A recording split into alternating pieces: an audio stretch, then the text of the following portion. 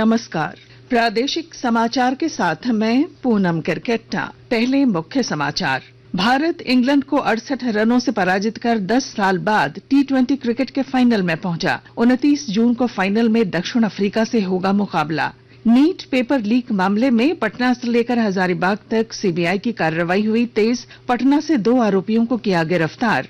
केंद्रीय सूक्ष्म लघु और मध्यम उद्यम एमएसएमई मंत्री जीतन राम मांझी ने विश्व एमएसएमई दिवस के अवसर पर 2 नई योजनाओं का किया शुभारंभ। महिलाओं, सूक्ष्म और लघु उद्यमियों को मिलेगी सहायता।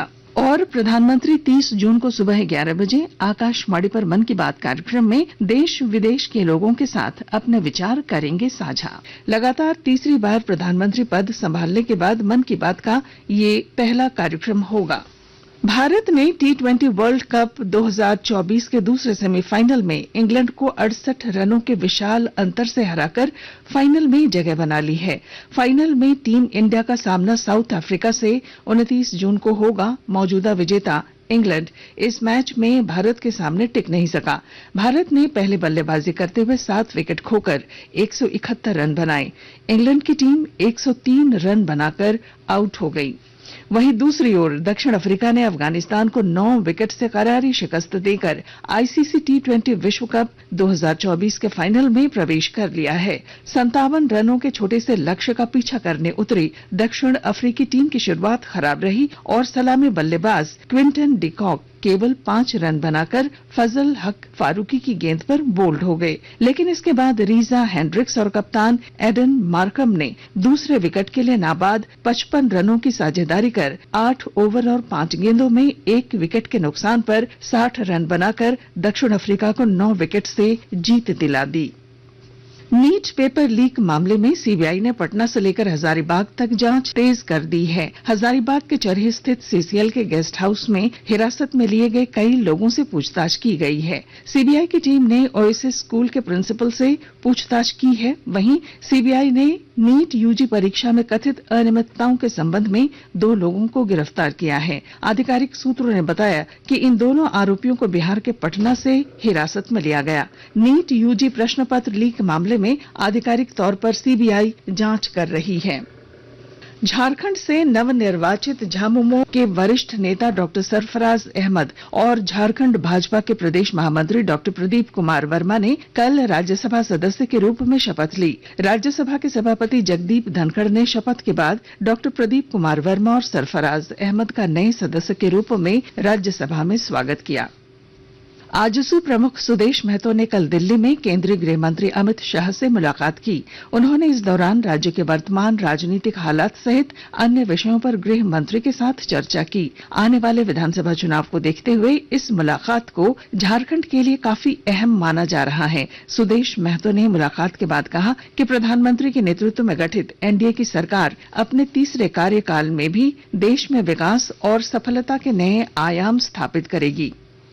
झारखंड हाई कोर्ट ने राजधानी रांची में ट्रैफिक की लचर व्यवस्था को लेकर दायर जनहित याचिका पर सुनवाई की। जस्टिस रंगन मुखोपाध्याय और जस्टिस दीपक रोशन की खंडपीठ ने पक्ष सुनने के बाद नाराजगी जताते हुए मौखिक रूप से कहा कि ऐसा लगता है कि राजधानी रांची में ट्रैफिक व्यवस्था ध्वस्त हो चुकी है।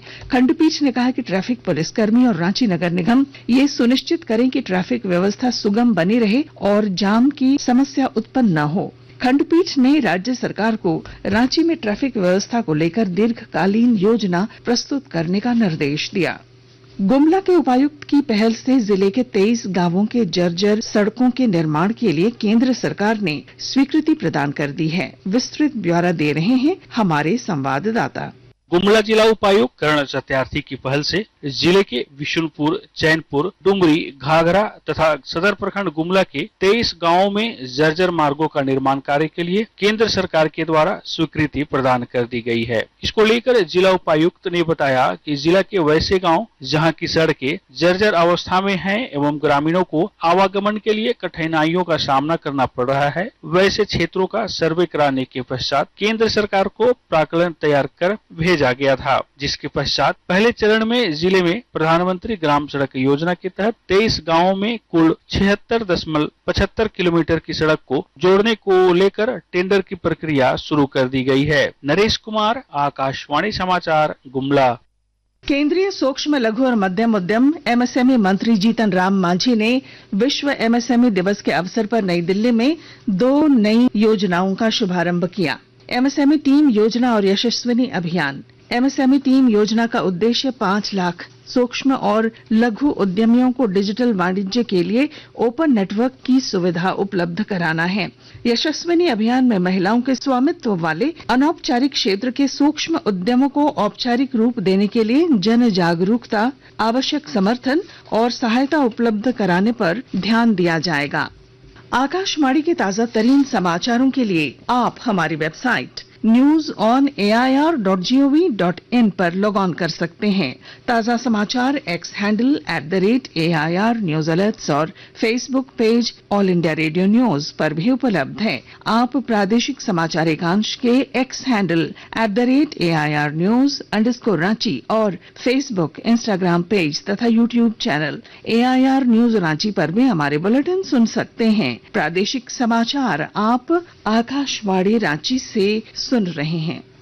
प्रधानमंत्री नरेंद्र मोदी 30 जून को सुबह 11 बजे आकाशवाणी पर मन की बात कार्यक्रम में देश विदेश में लोगों के साथ अपने विचार साझा करेंगे। यह मासिक रेडियो कार्यक्रम की 111वीं कड़ी होगी। श्री मोदी के लगातार तीसरी बार प्रधानमंत्री पद संभालने के बाद मन की बात का यह पहला कार्यक्रम होगा। इसे आकाशवाणी के सभी नेटवर्क, AIR न्यूज वेबसाइट और news on AIR mobile app पर प्रसारित किया जाएगा।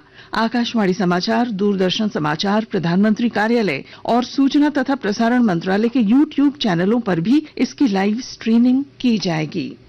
दुमका के सिद्धो कान्हो मुर्मू विश्वविद्यालय ने यूजी सेमेस्टर 5 और पीजी सेमेस्टर 4 की परीक्षा तिथि घोषित कर दी है। परीक्षा नियंत्रक डॉक्टर जय कुमार साह ने दोनों परीक्षाओं के लिए अधिसूचना जारी की। इसके अनुसार यूजी सेमेस्टर 5 की परीक्षा 12 से 24 जुलाई तक, जबकि पीजी सेमेस्टर 4 की परीक्षा 13 से 27 जुलाई तक आयोजित होगी।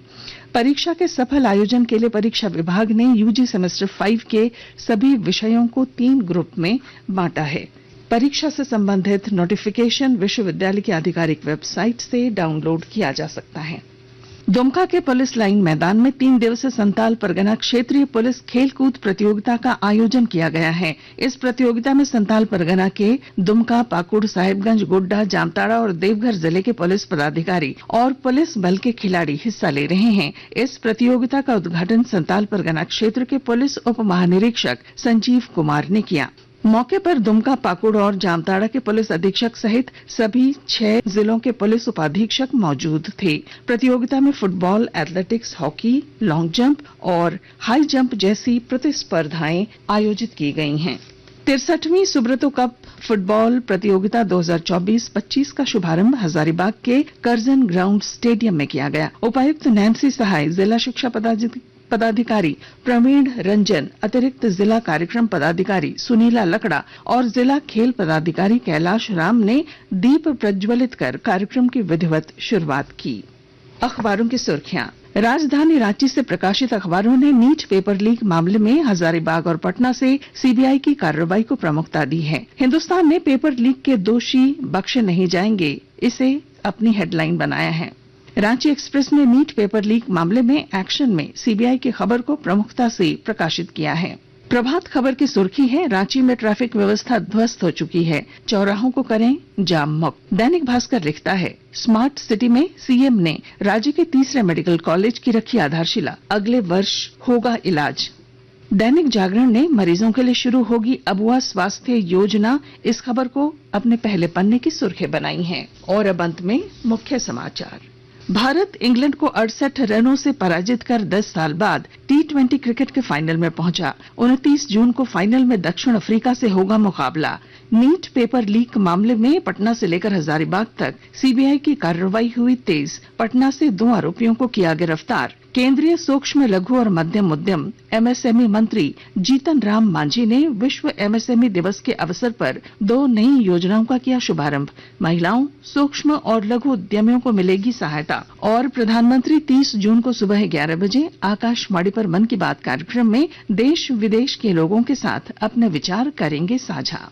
और इसके साथ ही आकाशवाणी रांची से प्रादेशिक समाचार का ये बुलेटिन समाप्त हुआ। नमस्कार।